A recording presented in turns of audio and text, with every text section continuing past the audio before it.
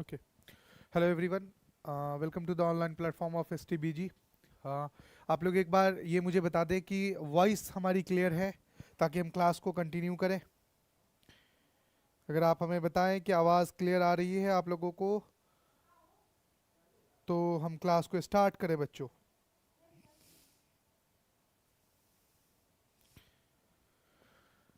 Sound clear है बच्चों? एक बार अगर आप हमें बता दें कि साउंड क्लियर है तो फिर हम क्लास को कंटिन्यू करें।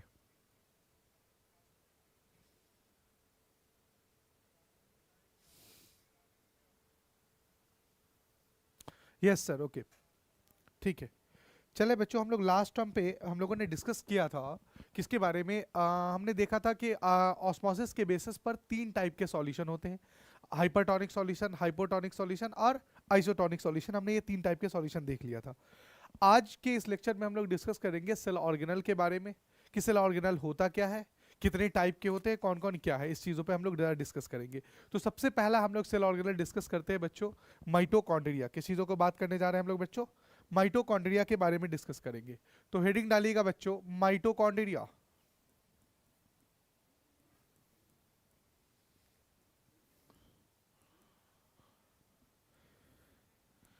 देखो बच्चों, माइटोकॉन्ड्रिया की अगर हम सबसे पहले बात करें कि हिस्ट्री को हम लोग इसके देख लेते हैं कि हु डिस्कवर माइटोकॉन्ड्रिया। अगर माइटोकॉन्ड्रिया की डिस्कवरी के बारे में बात करें कि माइटोकॉन्ड्रिया को डिस्कवर किसने किया था बेटा, तो डेट था 1880। साइंटिस्ट थे ए कॉलिकर। साइंटिस्ट का नाम क्या था बच्चों? ए कॉलिकर ने डिस्कवर किया था माइटोकॉन्ड्रिया को। Discover mitochondria.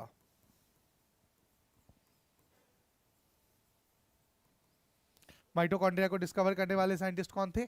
ए कॉलिकर। डेट क्या था बच्चों? 1880। But the name mitochondria, but the name mitochondria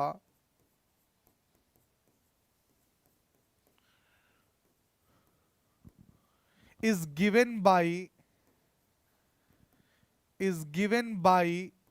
scientist थे बच्चों बेंडा। क्या नाम था उनका? बेंडा। और डेट था 1882। जी हाँ, mitochondria discovered by scientist A Kolliker, date 1880, but the name mitochondria is given by scientist Benda in 1882। Clear to everyone?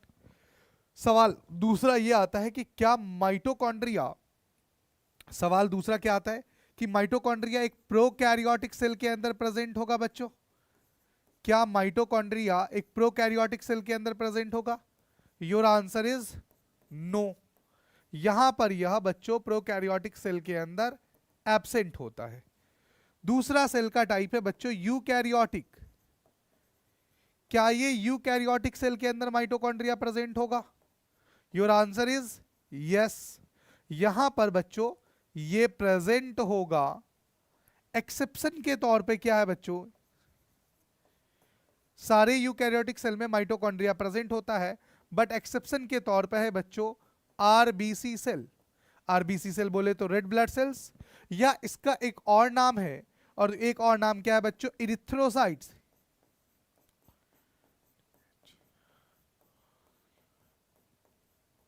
क्या नाम है इसका? इरिथ्रोसाइट्स। क्या बोलेंगे? आरबीसी से सारे यूकैरियोटिक सेल्स के अंदर माइटोकॉन्ड्रिया प्रेजेंट होंगे, प्रोकैरियोटिक में एब्सेंट होंगे। क्यों एब्सेंट होंगे? क्योंकि हम लोग जानते हैं कि प्रोकैरियोटिक सेल में जितने भी मेम्ब्रेन बाउंडेड सेल ऑर्गेनल है वो सारे के सारे क्या होते हैं बच्चों? एब्सेंट होते हैं। और हमने प्रीवियस क्लास में भी बात किया था कि mitochondria is a double bounded cell organelle. तो चाहे वो सिंगल बाउंडेड सेल ऑर्गेनल हो, चाहे वो डबल बाउंडेड सेल ऑर्गेनल हो, दोनों के दोनों प्रोकैरियोटिक सेल में एब्सेंट होते हैं। लेकिन यूकैरियोटिक सेल में यहां पर प्रेजेंट होंगे। लेकिन यहां पर एक्सेप्शन के तौर पर आरबीसी सेल है, इरिथ्रोसाइट्स है, जिसके अंदर माइटोकॉन्ड्रिया नहीं पाया जाता है। ठीक है बच्चों, अब सवाल ये उठता है कि माइटोकॉन्ड्रिया क्यों नहीं होता है प्रेजेंट। तो जरा आप में से कोई बता सकते हैं कि why mitochondria is absent in RBC cell? Gaurav कह रहे हैं ल्यूकोसाइट्स डब्ल्यूबीसी। नो बेटा, ल्यूकोसाइट्स डब्ल्यूबीसी के अंदर भी माइटोकॉन्ड्रिया होता है, ऐसा नहीं कि नहीं, वहां पर न्यूक्लियस भी पॉजेज होते हैं, यहां पर नहीं होगा। ये आपने गलत जवाब दिया है। Good evening sir, good evening. ठीक है, बात करते हैं एक्सेप्शन के तौर पे क्या है? आरबीसी है। तो आरबीसी के बारे में अगर हम लोग बात करें तो आरबीसी का जो शेप होता है बच्चों वो होता है बाइकॉनकेव। कैसा होता है? बाइकॉनकेव शेप का होता है। अब समझिएगा कि आरबीसी के लिए, रेड ब्लड कार्पसेल्स के लिए, रेड ब्लड सेल्स का एक अंदर एक स्पेशल टाइप ऑफ पिगमेंट होता है और उस स्पेशल टाइप ऑफ पिगमेंट को बच्चों बोलते हैं हम लोग हीमोग्लोबिन बोलते हैं। क्या बोलते हैं बच्चों? हीमोग्लोबिन बोलते हैं। एक बात और याद रखिएगा कि हीमोग्लोबिन को हम लोग कहते थे कि HB, आपने क्लास 8th में भी पढ़ा होगा इसको, कि HB1 molecules bind with the 4 molecules of oxygen. Haemoglobin का एक मॉलिक्यूल्स ऑक्सीजन के कितने मॉलिक्यूल से बाइंड करता है बेटा? 4 मॉलिक्यूल्स ऑफ ऑक्सीजन से बाइंड करता है। That's why HB is known as, haemoglobin को हम लोग इसी वजह से जानते हैं ऑक्सीजन कंडक्टर, ऑक्सीजन कैरियर, या आप इसको बोल सकते हैं रेस्पिरेटरी पिगमेंट भी बोलेंगे इसे। और ये बात समझ में या नहीं? तो अब यहां पर है बच्चों क्या, इसके अंदर एक रेड कलर का पिगमेंट है, that red pigment is called as HB। अच्छा, मैंने अभी बताया HB का काम होता है ऑक्सीजन को कैरी करना। HB का काम क्या होता है? ऑक्सीजन को कैरी करना। अब इमेजिन करो कि आप यहां पर कुदरत ने कोई और भी सेल ऑर्गेनल डाल दिया, फॉर एग्जांपल ये माइटोकॉन्ड्रिया भी अगर डाल दिया, तो जितना माइटोकॉन्ड्रिया जगह को, स्पेस को ऑक्युपाइड करेगा, उतनी जगह हीमोग्लोबिन के लिए कम पड़ जाएगी। करेक्ट है ये बात? मेरी बातों को समझना फिर से। मैंने कहा कि इस आरबीसी सेल के अंदर अगर माइटोकॉन्ड्रिया, न्यूक्लियस या अदर सेल ऑर्गेनली भी अगर प्रेजेंट होंगे, तो ऐसे कंडीशन में क्या होगा, उस जगह पर जितना भी कोई सेल ऑर्गेनली जगह को ऑक्युपाइड करेगा, जितना भी उस जगह को वो घेरेगा, वो उतनी जगह, वो उतनी स्पेस इस आरबीसी के अंदर वो कम हो जाएगी।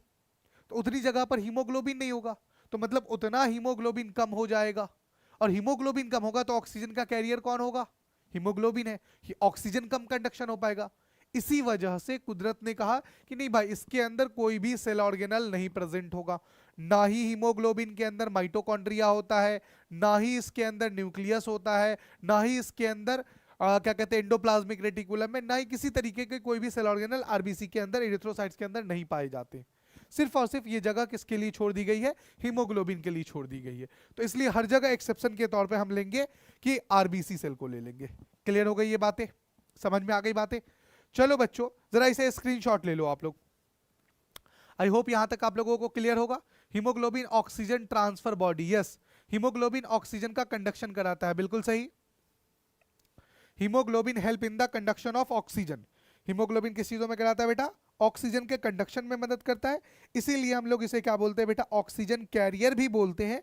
और इसीलिए हम लोग इसको क्या बोलते हैं? रेस्पिरेटरी पिगमेंट भी बोलते हैं। आपसे सवाल पूछा जाएगा कि which of the following is known as a respiratory pigment, तो आप जवाब दीजिएगा हीमोग्लोबिन। या ऑक्सीजन कंडक्टर कौन है, तब भी आप जवाब दीजिएगा क्या बच्चों? क्या जवाब देंगे आप? हीमोग्लोबिन को। चलिए, मोहम्मद सैफ अली, अस्सलाम वालेकुम sir, everything is okay? Yes, everything is fine. वालेकुम अस्सलाम, हेलो सर, हेलो। ठीक है बच्चों, अब आगे बढ़ते हैं हम लोग अगले टॉपिक की तरफ। अगला पोर्शन देखने के लिए हमने कहा माइटोकॉन्ड्रिया एक डबल बाउंडेड सेल ऑर्गेनल है। क्या है बच्चों? माइटोकॉन्ड्रिया एक डबल बाउंडेड सेल ऑर्गेनल है।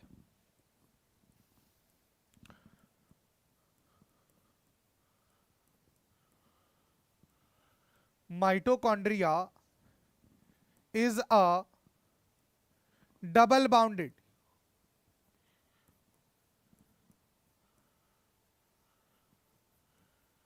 cell organel।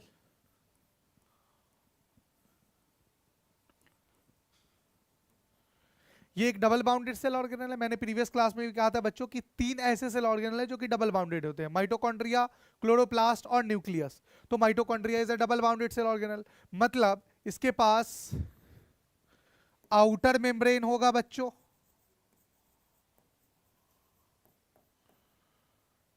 करेक्ट, और इसके पास बच्चों इनर मेम्ब्रेन होगा, करेक्ट है ये बात?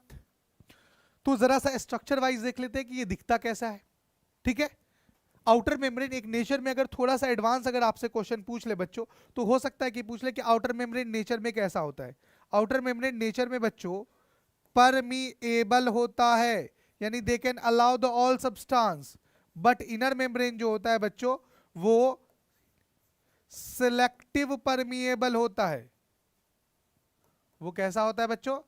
सिलेक्टिव परमिएबल होता है, याद रखिएगा। Outer membrane is a permeable, लेकिन इनर मेम्ब्रेन जो होता है वो कैसा होता है? सिलेक्टिव परमिएबल होता है। क्लियर? यहां तक बातें समझ में आई या नहीं आया आप लोगों को? नाउ अब देखते हैं जरा इसके स्ट्रक्चर को कि स्ट्रक्चर कैसा होता है। देखो बच्चों, माइटोकॉन्ड्रिया का मान लीजिए कि ये आप एक आउटर मेम्ब्रेन है, ठीक है बच्चों। तो माइटोकॉन्ड्रिया के आउटर मेम्ब्रेन और इनर मेम्ब्रेन में थोड़ा सा फर्क है। इनर मेम्ब्रेन पे बच्चों यहां पर infolded finger like projection present होता है, और उस इनफोल्डेड प्रोजेक्शन को आप में से जब तक बच्चे कमेंट कीजिए कि the inner membrane of mitochondria contain a finger like projection, that projection is called as. जब तक मैं डायग्राम ड्रॉ कर रहा हूं बच्चों, आप बताइए कि that finger like projection is called as, क्या कहेंगे? इस तरीके से इनर मेम्ब्रेन पे माइटोकॉन्ड्रिया के क्या होता है बेटा? इनफोल्डेड प्रोजेक्शन होता है, और इस इनफोल्डेड प्रोजेक्शन का बहुत अहम रोल है। इस इनफोल्डेड प्रोजेक्शन का क्या है बच्चों? बड़ा ही एक अहम रोल निभाता है ये। अब अगर देखें तो इस इनफोल्डेड प्रोजेक्शन को हमारा आप क्या कहेंगे? जल्दी से कमेंट कीजिए।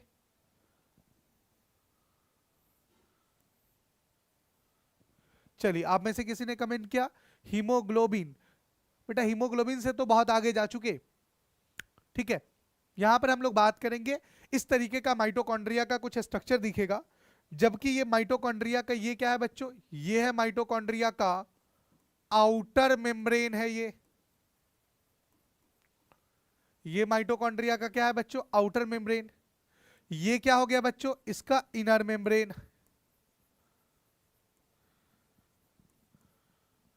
अच्छा, आउटर मेम्ब्रेन और इनर मेम्ब्रेन पे हमने बताया कि इस तरीके से फिंगर लाइक प्रोजेक्शन होगा, और इस फिंगर लाइक प्रोजेक्शन को हमारा आप कहेंगे बच्चों क्रिस्टी।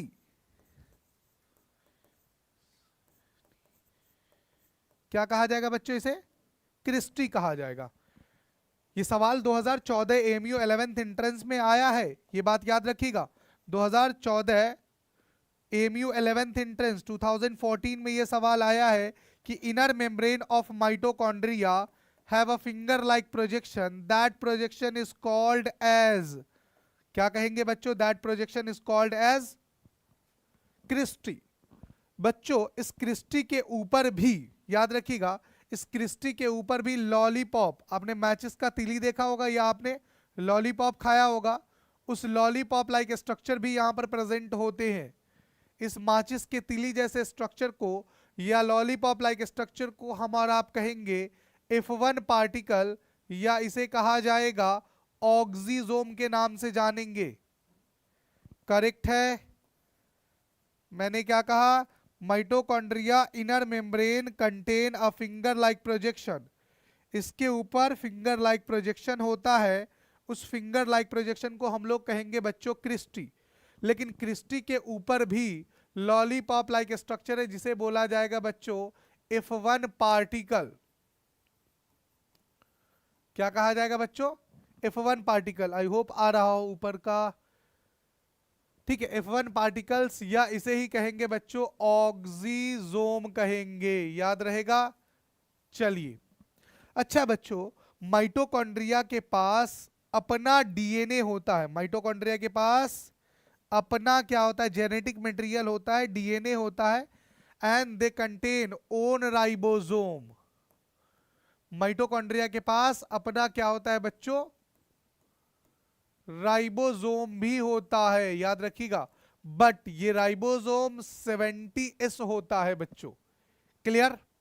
डायग्राम जरा सा गौर से देखिए और समझिएगा चीजों को। मैंने क्या कहा? Mitochondria is a double bounded cell organelle. Mitochondria एक डबल बाउंडेड सेल ऑर्गेनल है बेटा। आउटर मेम्ब्रेन इसका परमिएबल होता है, और इनर मेम्ब्रेन इसका कैसा होता है बेटा? सिलेक्टिव परमिएबल होता है।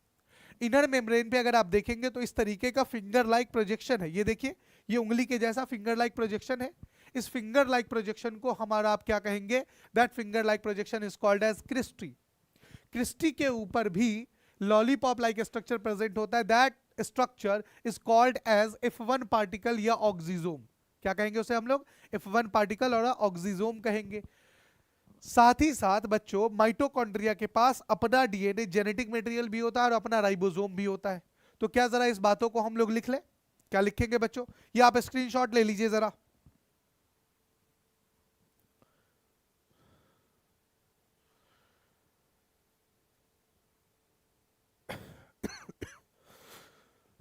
सॉरी।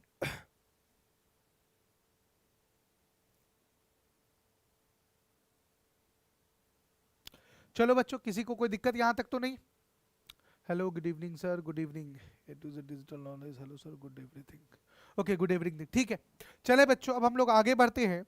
हमने क्या कहा कि inner membrane of mitochondria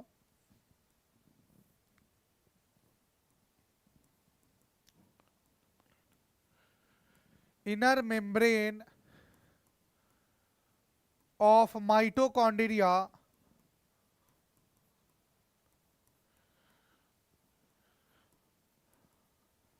have finger like projection, finger like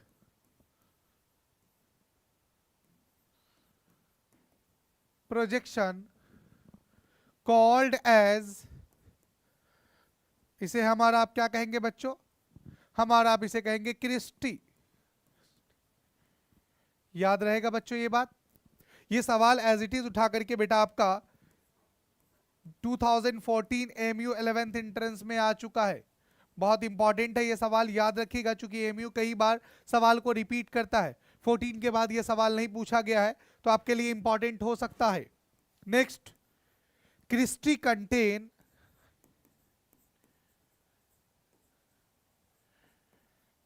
contain lollipop like structure. Cristae के ऊपर भी लॉलीपॉप लाइक क्या होता है बच्चों? स्ट्रक्चर होता है, जिसे हम लोग कहेंगे कॉल्ड एज, क्या कहेंगे बच्चों इसे हमारा? F1 पार्टिकल कहेंगे, F1 पार्टिकल कहेंगे। क्लियर? नेक्स्ट अगर हम बात करें तो mitochondria contain own DNA and own ribosome. Mitochondria contain own DNA, इसके पास अपना डीएनए है, एंड ओन राइबोसोम, और इसके पास अपना राइबोसोम भी है बच्चों। याद रहेगा ये बात? Mitochondria contain own DNA and own ribosome. Point be noted यहां पर कि जो डीएनए होता है वो प्रोकैरियोटिक की तरह यहां पर सर्कुलर होता है, और जो राइबोसोम होता है वो भी कैसा होता है बच्चों? प्रोकैरियोटिक की तरह 70s होता है। याद रखिएगा, अपना डीएनए और अपना राइबोसोम तो है, बट वो कैसा है बेटा? सर्कुलर है और 70s राइबोसोम है। क्लियर? अब दूसरे पॉइंट पे आते हैं। पूछा जाता है कि which of the following is known as a, किस नाम से जानते हैं माइटोकॉन्ड्रिया को? हम लोग बोलते हैं power house of the cell. ये नोट कर लिया बच्चों? आई होप नोट कर लिया होगा। सर बायो का प्रैक्टिस कैसे करें? ए टू जेड डिजिटल नॉलेज। देखो बेटा, प्रैक्टिस करने के लिए सबसे पहले तो आपको क्या करना पड़ेगा कि जो क्लास में पढ़ाया जा रहा है आपको, वो क्लास पूरी की पूरी अटेंड करनी है, आपको प्रॉपर नोट्स बनाने हैं। इसके बाद आपको जब क्लास खत्म, जैसे कि चैप्टर मैं सेल कंप्लीट कर दूंगा, आई होप 2 लेक्चर और लगेगा, ठीक है, इसमें हम टोटल सेल चैप्टर को कंबाइन कर देंगे। उसके बाद एक सेशन हम रखेंगे, एक क्लास जो होगा हमारा वो प्योरली एमसीक्यू पे होगा, प्रैक्टिस के लिए ही, जिसमें हम 1 घंटे में लगभग 50 से 60 क्वेश्चन करने की कोशिश करेंगे। तो वो आपको जरूर करना है। साथ ही साथ प्रीवियस ईयर क्वेश्चन पेपर जो एमयू 11th एंट्रेंस के लिए है, बीएचयू के लिए, यहाँ के दोनों के आप प्रीवियस ईयर क्वेश्चन बैंक ले लीजिए और उससे प्रैक्टिस कीजिए, ठीक है। साथ ही साथ आप क्या कह सकते हैं कि पीवाईक्यू और जो क्वेश्चंस हम लगवा देंगे वो इनफ होगा आपके लिए, ठीक है। अगर आपको लगता है कि और भी आपके पास टाइम बच रहा है, और भी पेपर करने के बाद हमारे पास टाइम बच रहा है, तो आप जो है बेटा एमटीजी को आप फॉलो कर सकते हैं। वहां पर से आपका बहुत सारे एमसीक्यू मिल जाएगा, जिससे आप वहां पर से क्वेश्चंस को कर सकते हैं।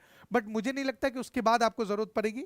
2 काम आप कीजिए, प्रॉपर नोट्स को बनाइए, नोट्स आपके लिए बहुत इंपॉर्टेंट है। अच्छा, पॉइंट भी नोटेड, जो भी पढ़ा रहा हूं बच्चों उसको आप बायोलॉजी की एक अलग कॉपी में नोट कीजिए, ताकि आप जब रिवीजन करने बैठे तो आपको प्रॉपर एक नोट्स तैयार मिले कि बायोलॉजी का हर एक पार्ट एक एक अलग अलग टॉपिक आपको मिल जाए एक जगह, ठीक है।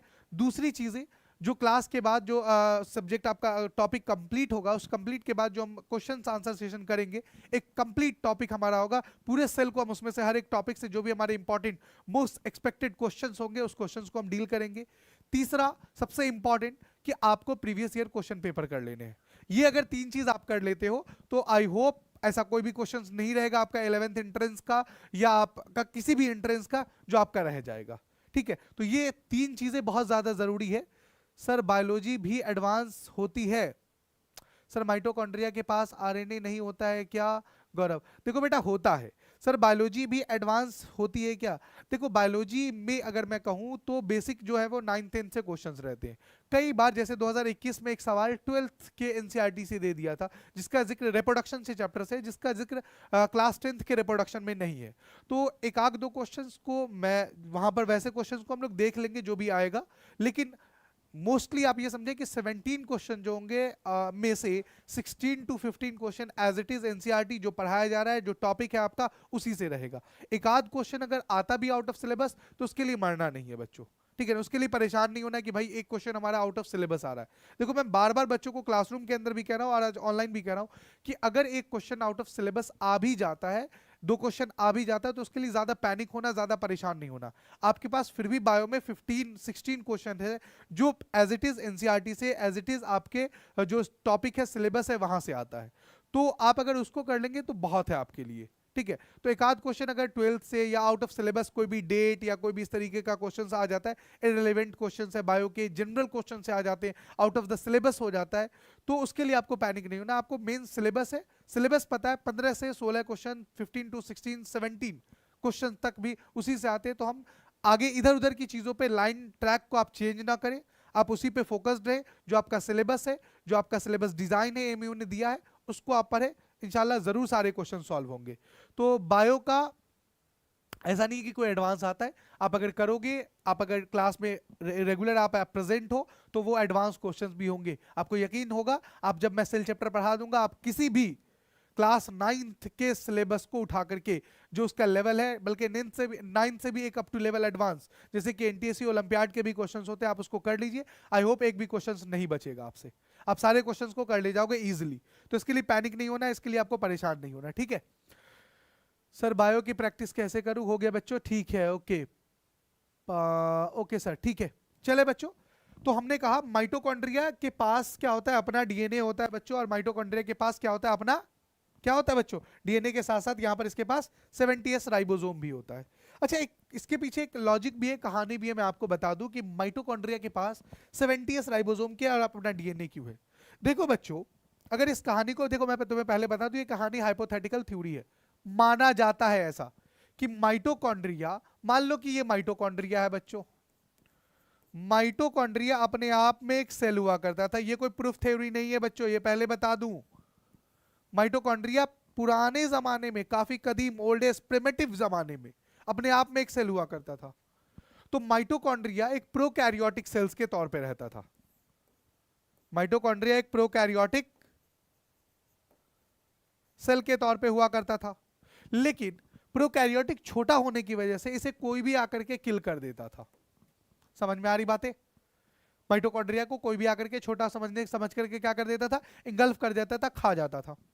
तो माइटोकॉन्ड्रिया बड़ा परेशान कि भाई हमें तो कोई भी आ रहा है और लपेट दे रहा है, ठीक है। तो अब ऐसे कंडीशन से बचने के लिए माइटोकॉन्ड्रिया ने लार्जर सेल्स को, लार्जर सेल्स का मतलब है यूकैरियोटिक सेल को बच्चों, जैसे तुम लोगों ने मूवी वगैरह में देखा होगा, खासतौर पे साउथ इंडियन मूवी में, कि कुछ ऐसे मतलब पॉवर्टी एरियाज होते हैं, गरीबी इलाका होता है, जहां कोई विलन क्या कहते हैं, एक तरीके से समझ लो कि हफ्ता जिसको कहते हैं वसूलना, वो वसूल रहा होता है, गरीबों पे खूब अत्याचार कर रहा होता है, ठीक है। फिर उसके बाद उसका मसीहा हीरो आ जाता है और कहता है कि भैया अब से सारे पैसे या जो भी तुम इलीगल चीजें दे रहे हो वो बंद करो, नहीं देना है तुम्हें। और तो कहता है कि भैया उससे हमें बचाएगा कौन, जो भी यूकैरियोटिक हायर ऑर्गेनिज्म था, बचाएगा कौन? तो उससे कहता है कि हम बचाएंगे। तो हमारा फायदा क्या इसमें?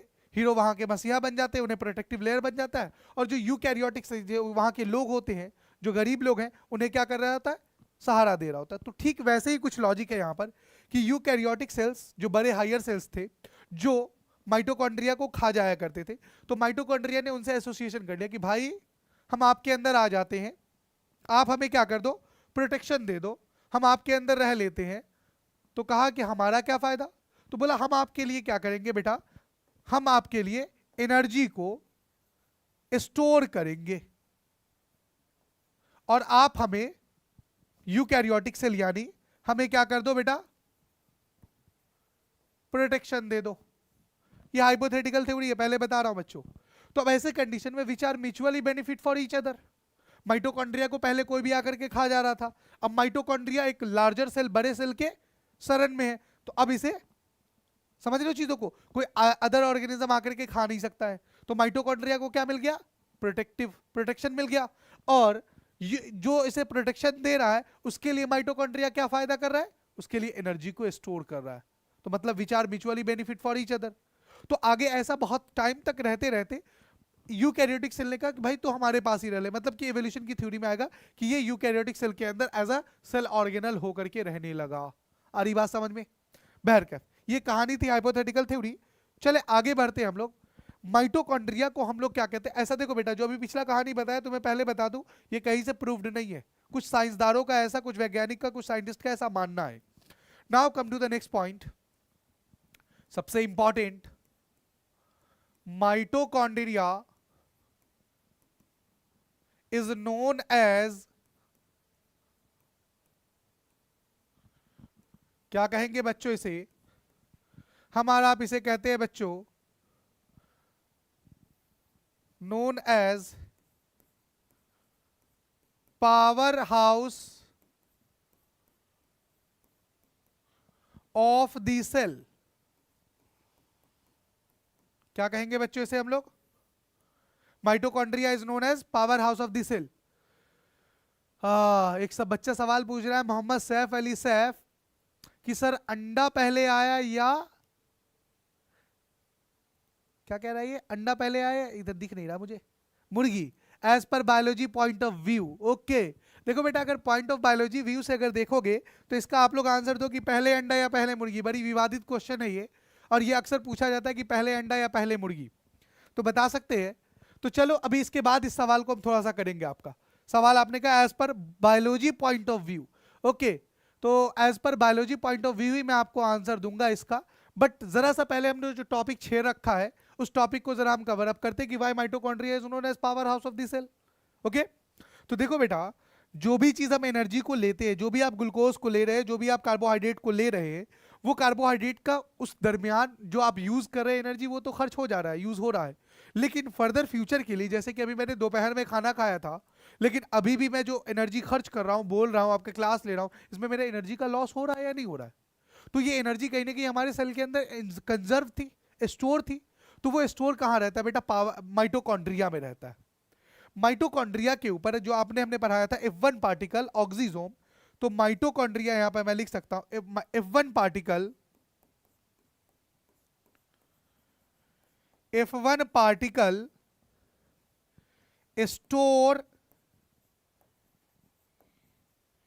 Energy in the form of ATP. ATP के फॉर्म में माइटोकॉन्ड्रिया क्या करता है, एनर्जी को स्टोर करता है। एटीपी बोले तो बच्चों एडिनोसाइन ट्राइफॉस्फेट।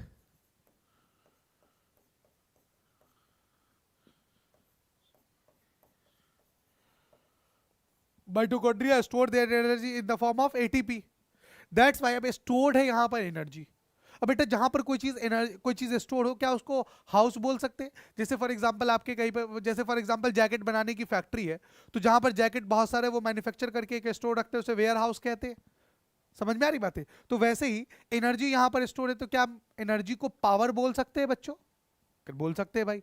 क्या है, स्टोर है वहां पर, तो क्या पावर का हाउस बोल सकते हैं। तो यानी सेल का जो एनर्जी है, वो पावर जो है, वो एनर्जी स्टोर है किसके पास, माइटोकॉन्ड्रिया के पास। कहां बच्चों, F1 पार्टिकल पे। That's why mitochondria is known as power house of the cell.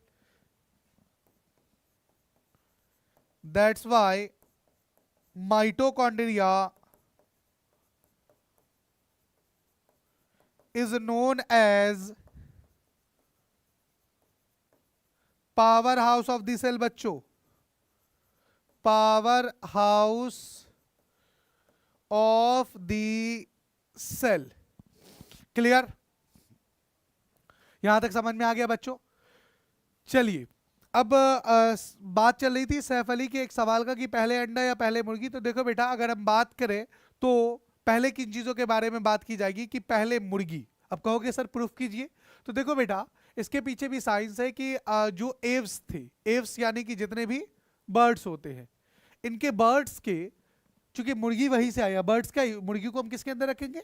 Birds के अंदर रखेंगे, एव्स के अंदर, क्लास के अंदर रखेंगे। तो एव्स के किसी एग के अंदर क्या हुआ बच्चों? जेनेटिक म्यूटेशन हुआ, क्रोमोसोमल डिसऑर्डर कह सकते हैं आप, कुछ ना कुछ बदलाव आया, क्रोमोसोमल डिसऑर्डर हुआ, और उस डिसऑर्डर की वजह से उस बड़े से एव से क्या आया? एक छोटा, आप कह सकते हो, मुर्गी आया। तो सो बायोलॉजिकली पॉइंट ऑफ व्यू से आपका आंसर होगा मुर्गी। ओके, ये क्लास 12th में पढ़ाना भी होता है बच्चों। खैर, आगे हम लोग बात करें। अब हम लोग यहां तक आपने उतार लिया होगा। Okay sir, mitochondria, okay okay okay, चले ठीक है बच्चों। आगे हम लोग बात करें। ओके, अब माइटोकॉन्ड्रिया को हम लोग कुछ और नाम से भी जानते हैं। Mitochondria is also known as site of cellular respiration भी कहते हैं बच्चों। Mitochondria is also known as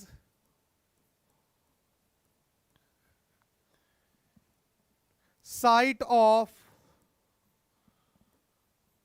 cellular respiration।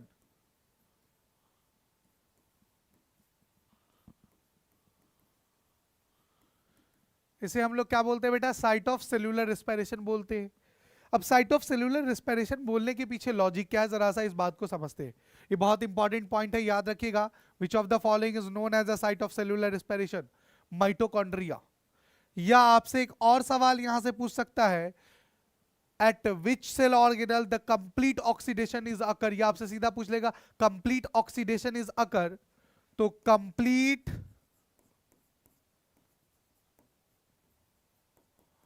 Oxidation is अकर कहां होगा बच्चों? माइटोकॉन्ड्रिया में होगा। आ रही है बात समझ में? चलिए, इस बात को जरा हम लोग समझते हैं कि कंप्लीट ऑक्सीडेशन क्या होता है और कंप्लीट ऑक्सीडेशन कहां होता है, कैसे होता है। जरा सा इस बातों को हम लोग डिस्कस करते हैं बच्चों। अब देखो, ये नोट कर लिया आपने, mitochondria is known as the site of cellular respiration, या complete oxidation is occur in mitochondria. अब यहां पर अगर हमारा बात करें बच्चों किसके बारे में? माइटोकॉन्ड्रिया के कंप्लीट ऑक्सीडेशन के बारे में। तो देखो बेटा, रेस्पिरेशन आपने पढ़ा होगा सॉरी, रेस्पिरेशन के बारे में आपने पढ़ा होगा कि दो तरीके का होता है बच्चों। एक होता है एरोबिक रेस्पिरेशन और एक होता है बच्चों एनारोबिक रेस्पिरेशन।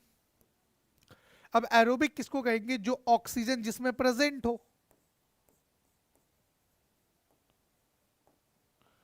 और जहां पर O2 एब्सेंट होता है बच्चों, उसे हम लोग एनारोबिक रेस्पिरेशन कहते हैं। करेक्ट है ये बात? समझ में आ रही बात है? Aerobic respiration in the presence of oxygen, anaerobic respiration in the absence of oxygen, it take place in the absence of oxygen।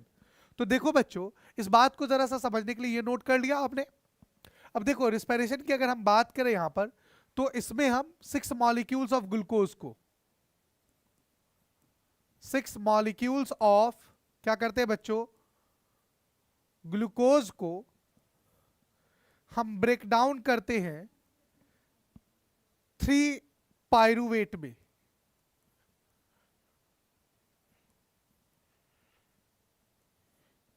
और ये प्रोसेस हमारा कहां होता है बच्चों? साइटोप्लाज्म में होता है। ये प्रोसेस हमारा कहाँ होता है बच्चों? साइटोप्लाज्म में होता है। इसके बाद अपने पास 3 स्टेप देखने के लिए मिलता है। इसके बाद अपने पास 3 स्टेप देखने के लिए मिलता है बच्चों। एक रहा, यदि ऑक्सीजन प्रेजेंट है तो ऑक्सीजन के प्रेजेंट में ये 3 पायरुवेट टूट जाता है बेटा carbon dioxide plus water plus ATP में। और ये प्रोसेस होता है बच्चों कहां? माइटोकॉन्ड्रिया में। याद रखिएगा ये प्रोसेस कहां होगा बच्चों? माइटोकॉन्ड्रिया में। तो आपसे पूछा जाएगा aerobic respiration first step take place in. क्या जवाब दीजिएगा आप? Aerobic respiration first step take place in, क्या होगा आंसर आपका बेटा? फर्स्ट स्टेप होगा साइटोप्लाज्म में और second step take place in mitochondria. इस दरमियान आप, जैसे कि नॉर्मल रिस्पिरेशन हो रहा है, इस दरमियान आप क्या बनाते हैं? कार्बन डाइऑक्साइड, जिसे आप as a foul air remove out कर देते हैं। साथ ही साथ वाटर भी बनता है और एटीपी। एटीपी 36 एटीपी बनता है, वो आगे देखेंगे क्लास 10 में कि कितना एटीपी कैसे यूज होता है। अभी आप याद रखें कि एनर्जी बनता है, ठीक है। अब इस कार्बन डाइऑक्साइड को भी आप निकाल देते हैं, वाटर को भी आप इवेपोरेट करते हैं, निकालते हैं। आप देखा होगा अभी आजकल ठंड चल रहा है, तो आप जब बाहर निकलेंगे बहुत ज्यादा ठंड होगा तो आपके मुंह से ऐसा लग रहा होगा कि धुआं धुआं सा आ रहा है। वो एक्चुअली में क्या है? ये जो रिस्पिरेशन के दरमियान वाटर वेपर बना, यही तो है वो वाटर वेपर। तो H2O बन गया यहाँ पर। और प्लस एनर्जी, जिस चीज को आप, जिस एनर्जी को आप वेरियस टाइप ऑफ एक्टिविटीज में यूज करेंगे। बेटा यदि ऑक्सीजन एब्सेंट है, ऑक्सीजन है नहीं, तो ये प्रोसेस होगा बच्चों साइटोप्लाज्म में। ये प्रोसेस कहां होगा बच्चों? साइटोप्लाज्म में होगा। और इस दरमियान बनेगा बच्चों इथेनॉल। क्या बनेगा? इथेनॉल, यानी C2H5OH alcohol plus carbon dioxide plus ATP, ethanol. ये प्रोसेस किसके अंदर देखने के लिए मिलेगा? यीस्ट के अंदर, फर्मेंटेशन। जो अल्कोहल एक्चुअली में बनाया जाता है वो एनारोबिक रिस्पिरेशन से ही तो बनाया जाता है, फर्मेंटेशन करा करके। और इस दरमियान बना इथेनॉल, जिसे शराब बनता है। तीसरा प्रोसेस है बेटा जिसमें लैक ऑफ ऑक्सीजन होगा, लैक ऑफ O2। ये प्रोसेस होता है बेटा आपके मसल सेल में। ये प्रोसेस कहां होगा बच्चों? मसल सेल में होगा।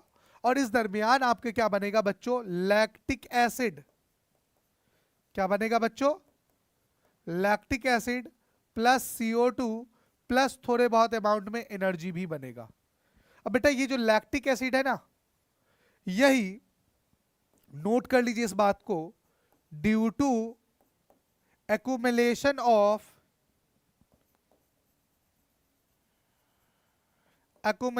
of lactic acid, lactic acid के इकट्ठा होने की वजह से इन आर मसल सेल, हमारे मसल सेल्स में क्या होता है? Cramp will be develop. आ रही बात समझ में या नहीं? जैसे आपने कोई हार्डवर्क एक्सरसाइज कर लिया तो उस दरमियान आपके मसल्स को क्या चाहिए? जैसे कि आपने बाइसेप्स का जिम लगा लिया फॉर एग्जांपल, तो इस बाइसेप्स के मसल्स को क्या चाहिए? हाई एनर्जी चाहिए। अब लैक ऑफ ऑक्सीजन हुआ, चूंकि एनर्जी तभी ब्रेक डाउन होगा जब ऑक्सीजन मिलेगा। तो इस दरमियान ऑक्सीजन को आप ज्यादा लेंगे, लैक ऑफ ऑक्सीजन की कमी से मसल सेल्स में होगा, और यहां पर मसल सेल्स में आपके लैक्टिक एसिड का फॉर्मेशन होगा। और लैक्टिक एसिड के फॉर्मेशन होने की वजह से ये एक्यूमुलेट जब हो जाएगा लैक्टिक एसिड, तो कल होकर के आपको क्या होगा? इस मसल्स में क्रैम्प होगा, ऐठन होगा, दर्द होगा। इसी प्रोसेस को हम लोग क्या बोलते हैं बेटा? क्या बोलेंगे? लैक्टिक एसिड के एक्यूमुलेशन की वजह से हमारे मसल सेल्स में क्या होगा? क्रैम्प डेवलप होगा। क्लियर? समझ में आ गई बातें यहां तक? कोई दिक्कत, कोई सवाल हो तो बताइए यहां तक आप लोग। ओके, बच्चे कह रहे हैं हीमोग्लोबिन ऑक्सीजन ट्रांसफर बॉडी। हाँ, हीमोग्लोबिन बेटा ऑक्सीजन कैरियर है, वो ट्रांसफर करता है फ्रॉम इंटायर बॉडी, पूरे बॉडी में आपको ऑक्सीजन का ट्रांसपोर्टेशन करता है। चलिए, तो यहां पर आपका माइटोकॉन्ड्रिया होता है बच्चों कंप्लीट। इस माइटोकॉन्ड्रिया से रिलेटेड आपके जितने भी क्वेश्चन थे हमने करा दिया आपको, जितने भी पॉइंट्स थे हमने बता दिया आपको। अब इस पे जरा हम लोग क्वेश्चंस को देख लेते हैं कि माइटोकॉन्ड्रिया से सवाल क्या क्या पूछ लेता है। माइटोकॉन्ड्रिया से पहला सवाल पूछ लेगा कि which of the following is known as a double bounded cell organelle. अब उसमें तीन ही है, आपको कोई भी एक दे देगा, माइटोकॉन्ड्रिया हो गया, क्लोरोप्लास्ट हो गया, न्यूक्लियस हो गया, ऑल ऑफ देम हो गया, तो ऑल ऑफ देम आंसर हो जाएगा। तो याद रखिएगा माइटोकॉन्ड्रिया एक तो डबल बाउंडेड सेल ऑर्गेनल होता है। दूसरा सवाल आपसे पूछ लेगा कि भैया ज्यादातर जो एमयू में पूछा जाता है कि which of the following is known as a power house of the cell, तो माइटोकॉन्ड्रिया को power house of the cell कहते हैं बेटा। तीसरा सबसे इंपॉर्टेंट और कई बार सवाल पूछा गया यहां से कि aerobic respiration first step take place in cytoplasm, second step take place in mitochondria. यहां पर बेटा कंप्लीट बर्निंग ऑफ ग्लूकोज होता है और कंप्लीट बर्निंग ऑफ ग्लूकोज होकर के कार्बन डाइऑक्साइड, वाटर और एटीपी बनता है, याद रखिएगा। उसके बाद पूछ लेगा बच्चों यहां पर कि इनकम्प्लीट ऑक्सीडेशन यानी कि एनारोबिक रिस्पिरेशन का फर्स्ट स्टेप कहां होता है, साइटोप्लाज्म में होता है, और सेकंड स्टेप भी इसका साइटोप्लाज्म में ही होता है। देखिए ये फर्स्ट स्टेप है और ये सेकंड स्टेप है। ये कौन सा है बच्चों,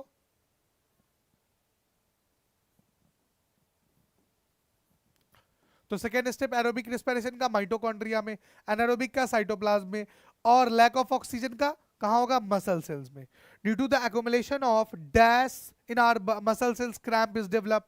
क्या लिखेंगे, क्रैम्प किसकी वजह से होगा बेटा, लैक्टिक एसिड के एक्युमुलेशन की वजह से होगा। माइटोकॉन्ड्रिया के पास own DNA and own ribosome होता है।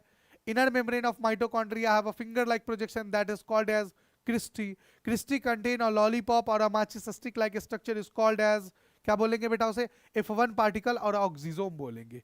क्लियर, तो यहां तक आई होप सबका क्लियर हो गया होगा।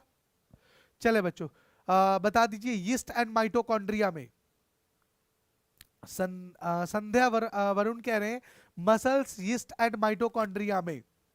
ये मैं समझ नहीं पाया बेटा आप क्या कह रहे हैं कि मसल्स में भी, यीस्ट में भी एंड माइटोकॉन्ड्रिया में। देखो बेटा एरोबिक रिस्पिरेशन जो होगा यानी कि आपका कंप्लीट ऑक्सीडेशन वो माइटोकॉन्ड्रिया में हो जाएगा, ठीक है।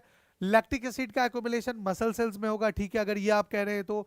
और यीस्ट में बेटा एनारोबिक रिस्पिरेशन होगा यानी कि फर्मेंटेशन जिसको कहते हैं, ठीक है ना, वो यीस्ट के अंदर होगा। करेक्ट है, चलिए ओके क्लियर है सर, ठीक है, A to Z कह रहे हैं क्लियर है sir. Okay now come to the next point, अगले टॉपिक की ओर हम लोग बढ़ते हैं बच्चों। अगले टॉपिक में हम लोग बात कर लेते हैं, पीने वाला पानी है, जब तक थोड़ा सा पानी पी लो, ये चीजें हैं।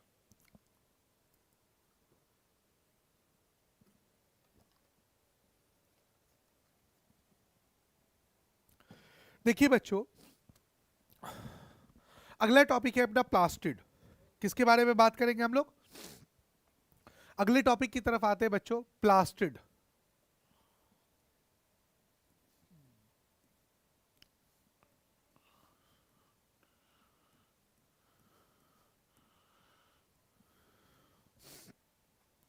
सबसे पहला सवाल, plastid is only found in the plant cell, it is only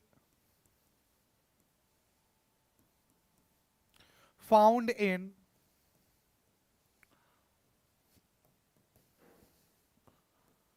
plant cell. ये सिर्फ और सिर्फ किसके अंदर पाया जाएगा बच्चों, प्लांट सेल के अंदर पाया जाएगा। Do not present in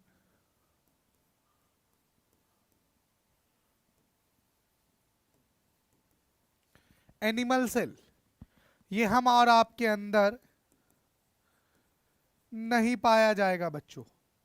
clear, पूछा जाएगा which of the following cell organelle only found in the plant cell, आप क्या जवाब दीजिएगा, प्लास्टिड।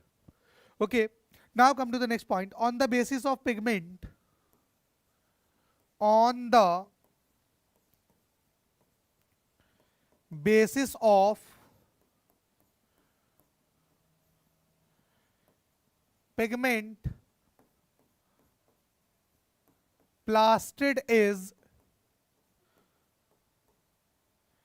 3 टाइप। प्लास्टिड कितने टाइप के देखने के लिए मिलेंगे बच्चों अपने को, 3 टाइप को देखने के लिए मिलेंगे। कौन कौन सा बच्चों, क्लोरोप्लास्ट,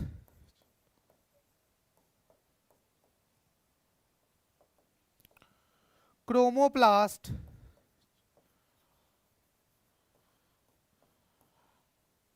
और फिर बच्चों ल्यूकोप्लास्ट। क्या कहा मैंने?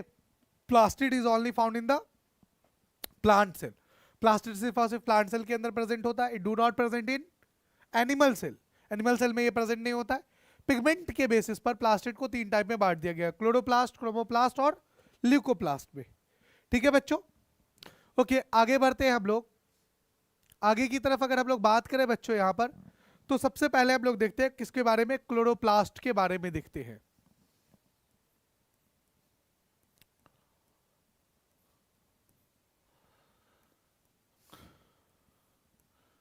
क्लोरोप्लास्ट की अगर हम लोग बात करें तो chloroplast is a double bounded cell organelle.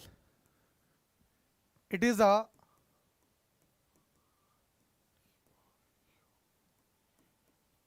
Double bounded, ये कैसा है बच्चों? डबल बाउंडेड सेल ऑर्गेनलीज है।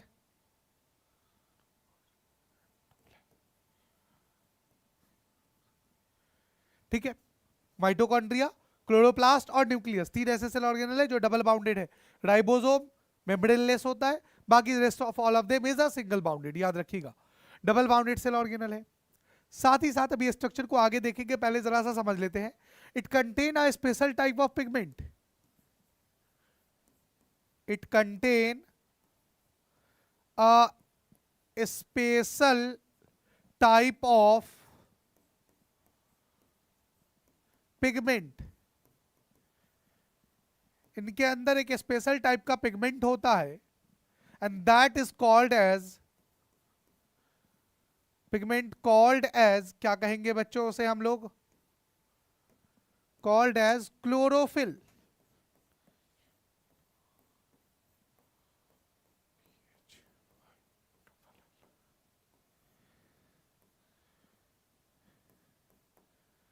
क्लियर बच्चों? That is called as chlorophyll. Chlorophyll के पास 2 खास बातें होती है। क्लोरोफिल के पास, क्लोरोफिल को हम लोग एक बात याद रखिएगा, एक और नाम से जानते हैं हम लोग, इसे बोलेंगे बच्चों ग्रीन पिगमेंट के नाम से बोलेंगे। किस नाम से जानेंगे बच्चों इसे हम लोग? ग्रीन पिगमेंट के नाम से भी जानेंगे। ठीक है, नाउ यहां पर 2 सवाल और रहता है कि क्लोरोफिल का काम क्या है। पहला फंक्शन याद रखिएगा बच्चों, it help in the trapping of sunlight during the photosynthesis. It help in trapping of sunlight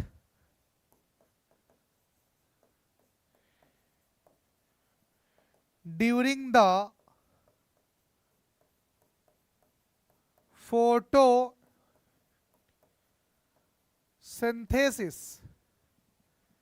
clear बच्चों? सन को प्लांट को फोटोसिंथेसिस के दरमियान 4 चीजों की जरूरत पड़ती है, सनलाइट, कार्बन डाइऑक्साइड, क्लोरोफिल और वाटर। इसमें से मोस्ट इंपॉर्टेंट क्लोरोफिल है, तो क्लोरोफिल, सनलाइट, वाटर और कार्बन डाइऑक्साइड।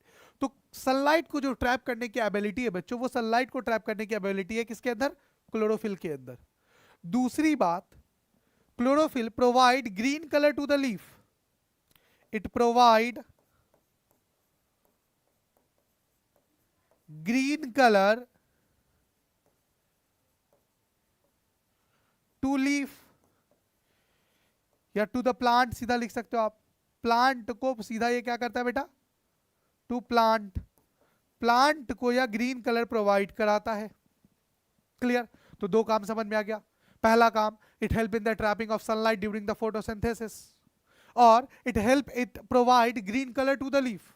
अब सोचो कितना अच्छा होता बच्चों कि अगर आप और हमारे अंदर भी ये ग्रीन पिगमेंट प्रेजेंट होता, क्लोरोफिल प्रेजेंट होता, कोई मसला ही नहीं था, कोई काम ही नहीं कर रहा होता। प्लांट की तरह हम भी एक जगह खड़े होकर के सनलाइट लेकर के अपना पेट को भर लेते।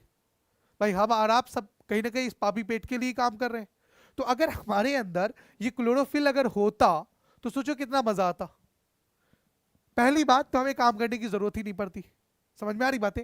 लेकिन इसमें एक चीज और है बच्चों कि दूसरा एक लोग, कुछ लोगों का नुकसान भी हो जाता। अब कहो कैसे नुकसान हो जाता? फॉर एग्जाम्पल, गर्ल्स कम्युनिटी के अंदर, लड़कियों के अंदर सबके सब हरे हरे ही दिखते, तो ज्यादा कोई मेकअप का काम वाम नहीं हो पाता। ठीक है, बहरकैफ जोक सपाट, हम लोग आगे बढ़ते हैं कि इसका पहला काम तो क्या होगा बेटा, it help in the trapping of sunlight during the photosynthesis. Chlorophyll की वजह से क्या हो रहा है, सनलाइट को ट्रैप हो रहा है। अब सोचो हमारे अंदर भी होता तो हम भी ट्रैप करके फोटोसिंथेसिस कर लेते, बट हमारे अंदर अनफॉर्चुनेटली नहीं है ऐसा। और साथ ही साथ ये ग्रीन कलर भी प्रोवाइड कराता है। तो ये जो हमारा आप इतना कलर कॉम्प्लेक्शन के लिए परेशान होते हैं, तो सभी के सभी अगर होता है ये कलर, तो सभी के सभी कैसे होते बेटा, ग्रीन कलर के होते। क्लियर है ये बात, समझ में आ गई? चलिए यहां तक क्लियर है तो बताइए, आगे बढ़े हम लोग।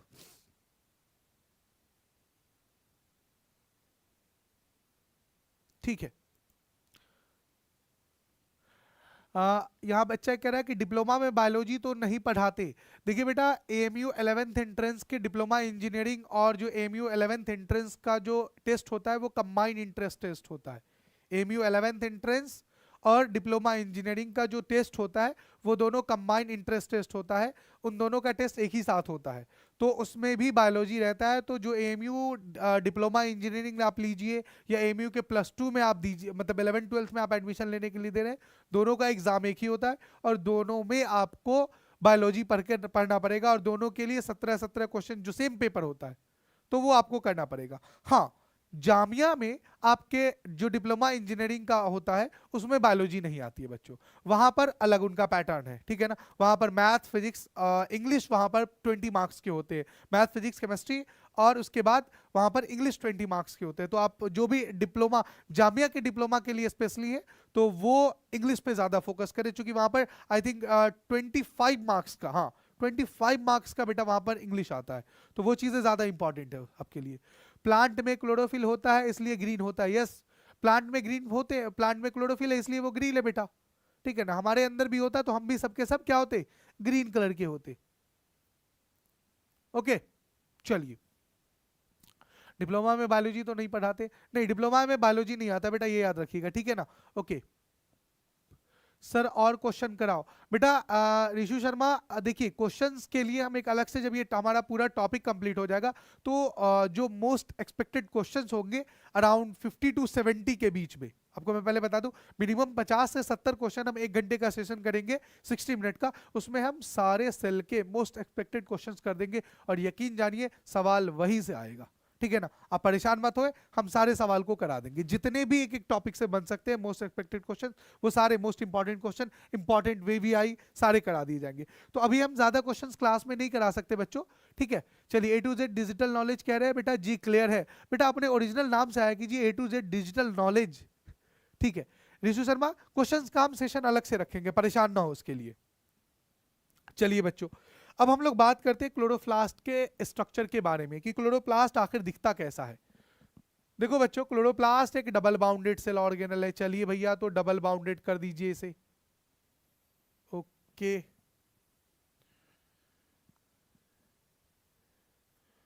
माइटोकॉन्ड्रिया की तरह ये भी डबल बाउंडेड है, तो ये इसका कहलाएगा बच्चों क्या, आउटर मेम्ब्रेन।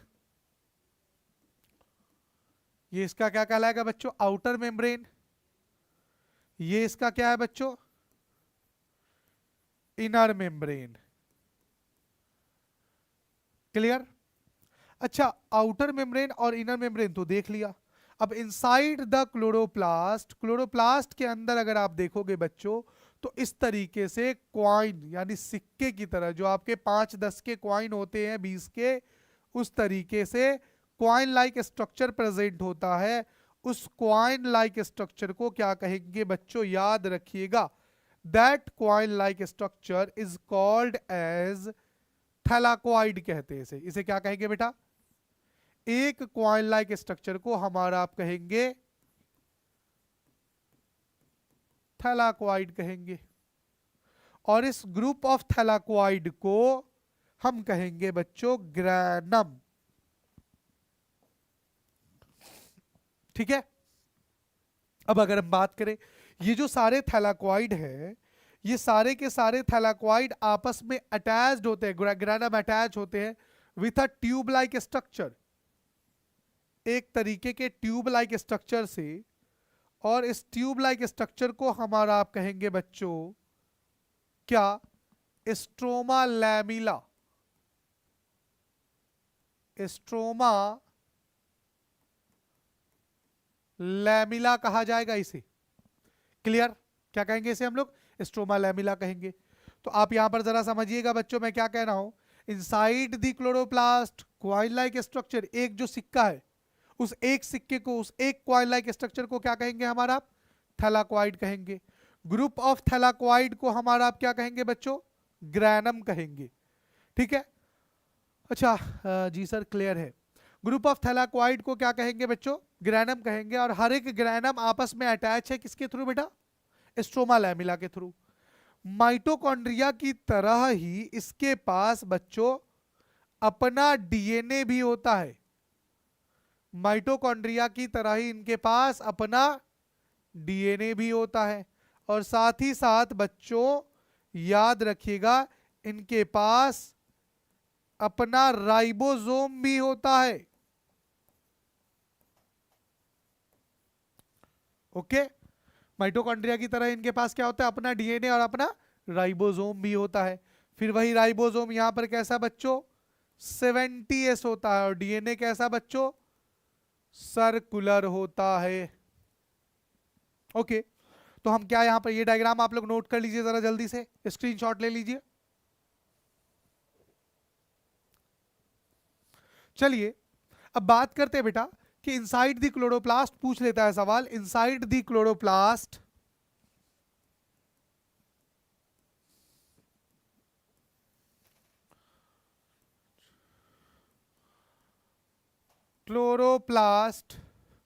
क्लोरोप्लास्ट के अंदर जो कॉइन लाइक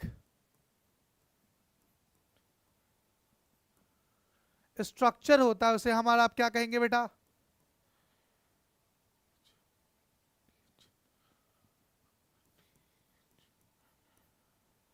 थैलाक्वाइड कहेंगे।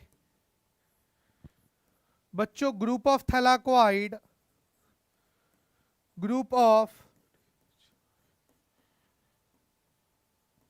क्वाइड इज कॉल्ड एज, क्या कहेंगे बच्चों? ग्रैनम कहेंगे। Each granum is attach, each granum is attached with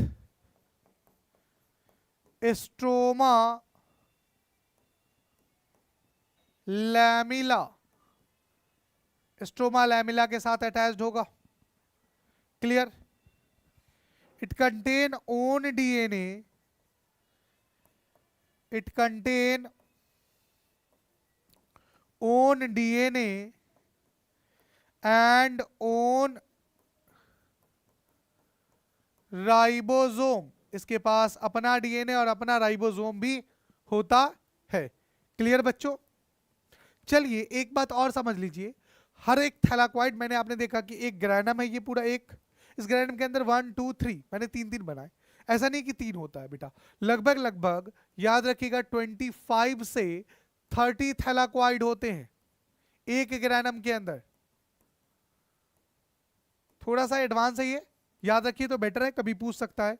और मैंने एक क्लोरोप्लास्ट का ये पूरा स्ट्रक्चर, इसके अंदर अगर आप देखेंगे तो 1 2 3 4 ग्रैनम बनाए हैं बच्चों, बट ऐसा नहीं है, लगभग लगभग 40 to 60 ग्रैनम होते हैं एक थैलाक्वाइड के अंदर। एक क्लोरोप्लास्ट के अंदर, सॉरी क्लोरोप्लास्ट के अंदर लगभग लगभग 40 से 60 ग्रैनम होंगे। और एक ग्रैनम के अंदर लगभग लगभग 25 से 30 क्या होगा बच्चों? थैलाक्वाइड प्रेजेंट होगा। Is that clear to everyone? Sir slow mode क्या है, ऑफ कर दीजिए प्लीज। स्लो मोड क्या है, मैं समझ नहीं पा रहा हूं। चलिए ठीक है बच्चों, तो आपका यहां पर क्या क्या समझ में आया, यहां पर चीजें मैं एक बार रिकॉल कर दे रहा हूं आपको। देखिए क्लोरोप्लास्ट एक डबल बाउंडेड सेल ऑर्गेनल है बच्चों, इनके ऊपर 2 लेयर प्रेजेंट होती है। It contain a special type of pigment, that pigment is called as chlorophyll.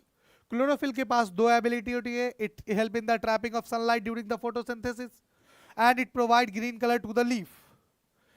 Thylakoid किसको कहेंगे? इनसाइड द क्लोरोप्लास्ट एक जो क्वाइन लाइक स्ट्रक्चर है, one coin like structure is called as thylakoid. और group of thylakoid is called as granum. एक granum के अंदर लगभग 25 to 30 थैलाक्वाइड होते हैं और एक क्लोरोप्लास्ट के अंदर बच्चों लगभग 40 to 60 ग्रैनम होते हैं। हर एक ग्रैनम आपस में जुड़ा हुआ होता है बेटा स्ट्रोमा लैमिला के साथ।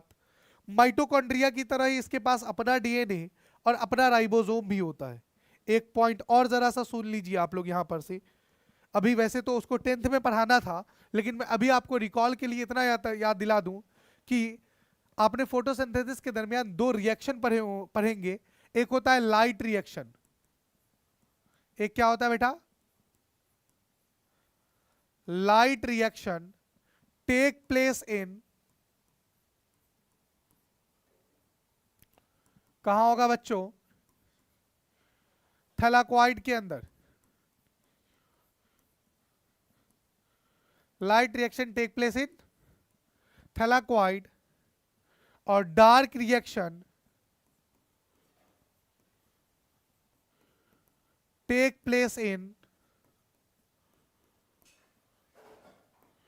Stroma, not stroma lamella. ये जो आपका पार्ट है बच्चों, इस पार्ट के अंदर जेली फ्लूइड लाइक सब्सटेंस होंगे, इसको कहा जाएगा स्ट्रोमा। ठीक है, तो लाइट रिएक्शन थैलाक्वाइड में होगा, डार्क रिएक्शन स्ट्रोमा में होगा। जब हम फोटोसिंथेसिस पढ़ रहे होंगे तो वहां पर हम लोग पढ़ेंगे लाइट रिएक्शन और डार्क रिएक्शन। तो अभी के लिए पैनिक मत हुई कि लाइट रिएक्शन क्या होता है, डार्क रिएक्शन क्या होता है, कंफ्यूज होने की जरूरत नहीं है। अभी बस आप इतना याद रखिए कि light reaction take place in thylakoid और dark reaction take place in कहां बेटा, स्ट्रोमा। क्लियर? चलिए, आई होप यहां तक हमारा क्लोरोप्लास्ट तक का जो सफर था, जो टॉपिक था, वो बहुत अच्छे से क्लियर हुआ होगा आप लोगों को। ठीक है, अब हम लोग कल इसके आगे डिस्कस करेंगे नेक्स्ट क्लास में कि जो हमारा क्रोमोप्लास्ट और ल्यूकोप्लास्ट बच गया है उस चीजों को हम डिटेल में डिस्कस करेंगे। ठीक है, तो आज के लिए इतना ही बच्चों। ठीक है, किसी का अगर कोई डाउट हो तो आप कमेंट कर सकते हैं, मैं उसका जवाब दे दिया करूंगा। ठीक है जी सर, क्लियर है? ठीक है, क्लियर है, वेरी गुड। चलिए ठीक है, तो आज की क्लास यहीं पे एंड करते हैं बच्चों। ठीक है, ओके।